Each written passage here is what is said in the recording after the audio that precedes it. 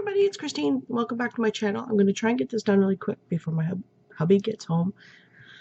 As you can tell, I'm still sick, and I got really sick yesterday, so that's why it's a day late. But this is my weekly wrap-up in case I hadn't said that. The first book I read or finished was A Firefighter in the Family by Trish Milburn. I gave this a 4. I really did enjoy it. It was very quick to read. And I read enough of these that I can see the twist coming. But there was still a little thing in there. It reminded me, I'm not going to say too much, but it reminded me about Backdraft, the movie. The only thing I really, I'm looking at my notes, wanted more of Zach's background, and that's him. You don't get to know much about his background. You get to know that they were almost a thing in the past years ago, and she had moved, what's her name? Randy had moved from this city to another one and became a fire investigator and had to come back to her hometown because of this major condo fire. And of course, he's a firefighter. So, yeah, a 4. I really liked it. The next one I finished was Moon Called by Patricia Briggs. And it was, I gave it a 4. It's about she's a were-coyote. And her next door neighbor's a werewolf. And there's vampires in it. And she's a mechanic who works on people's cars to kind of pay protection money. Instead of paying protection money, she works on their cars. But there's a little friction there. Again, I gave this a 4. It's really good. Yeah, I'm definitely going to continue on with this one. But I don't want to say too much because it is kind of a mystery. And yeah, it's pretty much the beginning is a boy shows up at her garage needing to work, get some money, and then so he can continue on his way, or sort of. And then he turns up dead on her doorstep. So that's the main friction. Next, I finished Beautiful Bastard by Christina Lauren. And I hadn't realized that this is 2 different authors. It's Christina, I don't even think it says in here. But there's 2 girls that write this. It's pretty much erotica. I thought it was, well, it's new adult. I don't read too much new adult. So I gave this a 3 because they pretty much, it's pretty much every chapter, the first several chapters, it's a different sex scene, and there's really no story, or not much of one. As the book goes on, the story does become more. And it's about an assistant who's on there doing a year's internship at his company, Bennett Ryan's company. And for 9 months, he's watched her, and things blow up. They hate each other, but they, are having some lots of sexy times. I'm going to continue on with it purely because I've heard that the actual storyline gets better as the books go on. So I'll continue to give it a try. And the last book I finished was for On the Booktube, or hashtag On the Booktube shelf. And that was Lilac Girls by Martha Hall Kelly. And I gave this a 5. Very heart-wrenching, very poignant.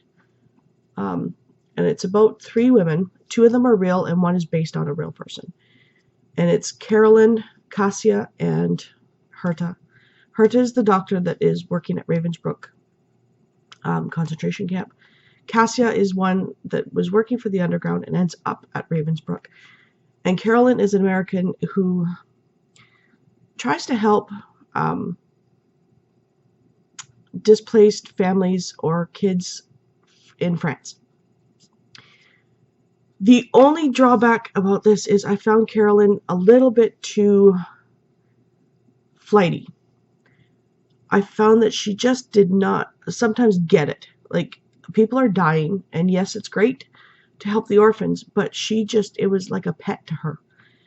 It wasn't real. She didn't see it, so it just was not, like, she's worried about these parties to raise money for them. And she works for the French consulate in New York, and she's getting mad because the funding isn't there. So it's just like, really? These people are dying and you're worried about funding?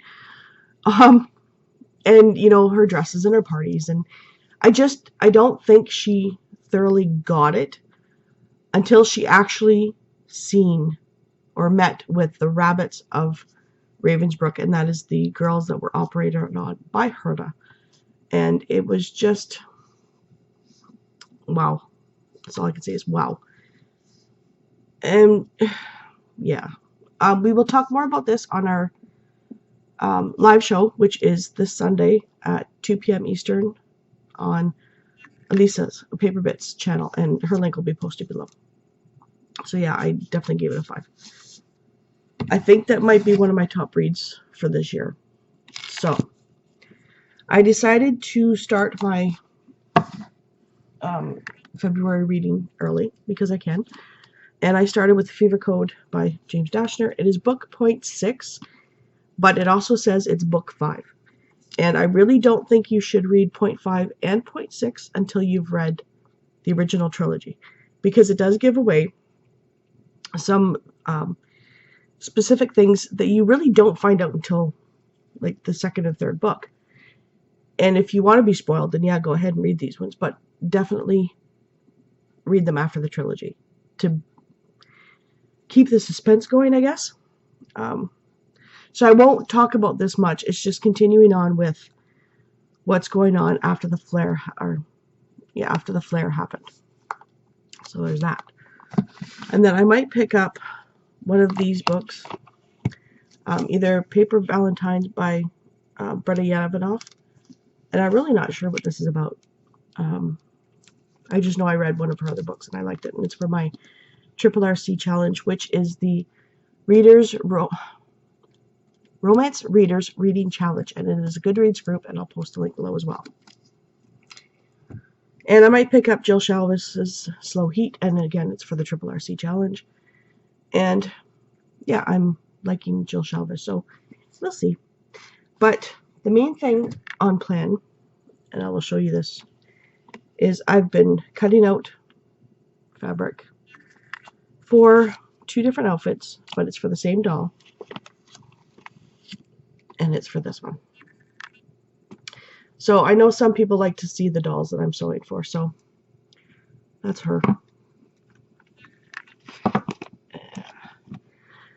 So that is my weekly wrap-up. Sorry it's kind of quick and coffee and icky and yuck. But this is when I could get a chance to do it. So I hope everybody has a wonderful rest of the week, and I will probably see you on Friday.